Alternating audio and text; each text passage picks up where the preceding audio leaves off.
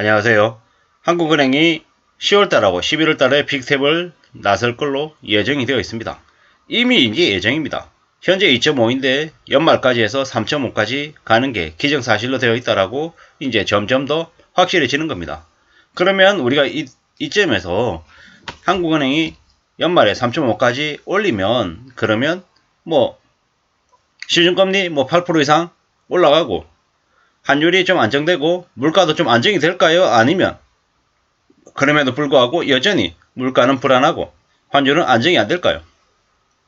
제가 볼 때는 10월달, 11월달에 한국은행이 0.5%씩 올려서 빅탭을 이루는 건 절대로 한국은행의 자의적인, 주체적인, 주도적인 판단에 의해서 결정하는 것이 아니라 미국 때문에 끌려가듯이 어쩔 수 없이 저렇게 하는 거다라고 보여집니다.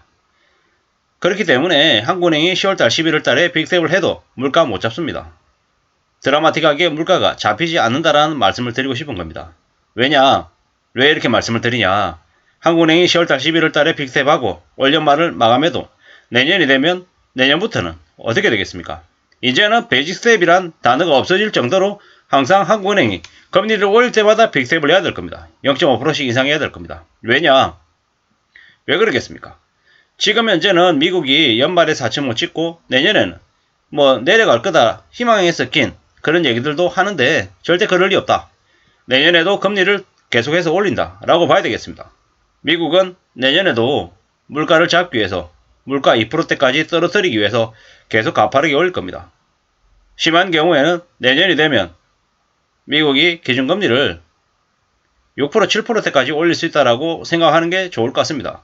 그렇게까지 생각을 하고 우리는 대응을 해야 될 것 같습니다. 미국이 기준금리를 올 연말에 4.5로 마무리하면 내년에 그냥 단순하게 생각했을 때 자이언트스텝 두 번만 해도 6% 되는 겁니다. 이게 현실이라는 거죠. 미국이 6% 만들면 한국은요. 연말에 3.5인데 내년에 2.5를 더 올려야 되는데 미국하고 맞추려면 그러면 0.5%씩 해서 어떻게 되겠습니까? 5, 25, 5, 6, 30 그냥 0.5%씩 6번 올려야 6.5% 되는 거죠. 그렇게 안 된다는 보장을 누가 합니까? 지금의 한국 경제는 매우 안 좋은 상황입니다. 매우 우려스럽습니다. 지금 주가가 더 떨어지는 걸 막기 위해서 안간힘을 쓰고 있고 원달러 환율이 치솟는 걸 또 막기 위해서 지난번에 100달러 이상을 소진했습니다. 환율 외환 보이고 매우 부족하고요. 매우 우려스럽고 물가 안 내려가고 시중금리는 더 가파르게 올라갈 겁니다. 시중금리 이제 10월 11월 지나면 시중금리 상단이 그냥 8% 되고 그냥 평균 금리가 4%든 게 5%든 게 6% 이상으로 올라간다라는 거죠. 내년 되면요. 내년에는 그냥 10% 된다라고 봐야 됩니다. 과연 견딜 수 있을까? 감당할 수 있을까? 별의별 생각들이 다 들 겁니다. 지금 현재 기준금리 3.5% 되는 것 가지고도 엄청나게 떠들어대는데 저금리 시대가 이제 저물러 가고 중금리 시대가 이제 온 거죠. 빚을 낸다라는 게 얼마나 무서운 건지를 이제 사람들이 뼈저리게 느낄 겁니다. 지금도 주식시장에서 버텨라. 존버하면은 몇 년 뒤에 괜찮아진다. 이렇게 얘기합니다. 손해를 너무 많이 봤기 때문에 쉽사리 빠져나오기 어렵습니다. 지금이라도 손절매하고 나오는 사람들이 그나마 위너가 될 텐데 그 위너의 결정을 할 수 있는 사람이 몇 없더라는 거죠. 부동산도 마찬가지입니다. 집을 8억 주고 샀는데 집값이 7억이다. 앞으로 더 떨어질 것 같다. 어쩌겠습니까? 지금 팔고 손절매하고 나올 수 있을까요?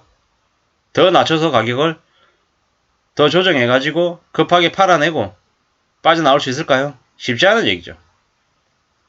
4억을 빌렸다 5억을 빌렸다 하는데 그 대출 이자가 한때는 150만원 160만원 밖에 안 되니까 부담이 적다라고 생각했겠죠. 지금은요 250이 넘어가는 상황이죠. 내년이 되면요 300만원이 되고 350만원이 될 수도 있다라는 겁니다. 처음 대출해서 빚낼 때보다 부담이 2배 이상 늘어날 수 있다. 그렇게 되면 삶이 어떻게 되겠습니까? 어쩔 수 없이 미친듯이 부업에 나서고 투잡에 나선다 라고 이제 봐야 되는 거죠. 참 씁쓸하고 충격적인 얘기입니다. 왜 자꾸 부정적인 얘기만 하고 안 좋은 얘기를 자꾸 하느냐라고 얘기하는 사람도 가끔씩 있는데요. 저도 이제 제가 이렇게 계속 얘기하는 건 이 힘들고 어려운 현실을 저 스스로도 바짝 인정하고 받아들이고 더 조심하고 낮은 자세로 지내야겠다라는 마음을 갖기 위함입니다. 이 영상을 듣는 여러분들도 조금이라도 그런 마음을 가졌으면 좋겠고요. 쉽지 않다. 많이 어려운 시기가 이미 우리 곁에 왔고 그러한 시기가 금세 1년 안에 2년 안에 사라질 거다 이렇게 기대 안 하는 게 좋겠다라는 겁니다. 최소 4년간 최소 5년간은 이러한 상황들이 많이 힘들고 어려운 처지가 지속이 될 거다라고 봐야 된다는 말씀을 드리고 싶은 겁니다. 그래서 올해 10월 11월 달에 빅스텝하고 내년에 금리 다시 내린다. 이런 말은 안 믿는 게 좋겠다라는 겁니다. 10월 달 11월 달에 빅스텝 하잖아요. 내년에도 빅스텝은 계속된다. 빅스텝이 일상화될 수 있다. 라는 걸 염두에 두고 지내야 된다라는 말씀을 좀 드리고 싶은 겁니다.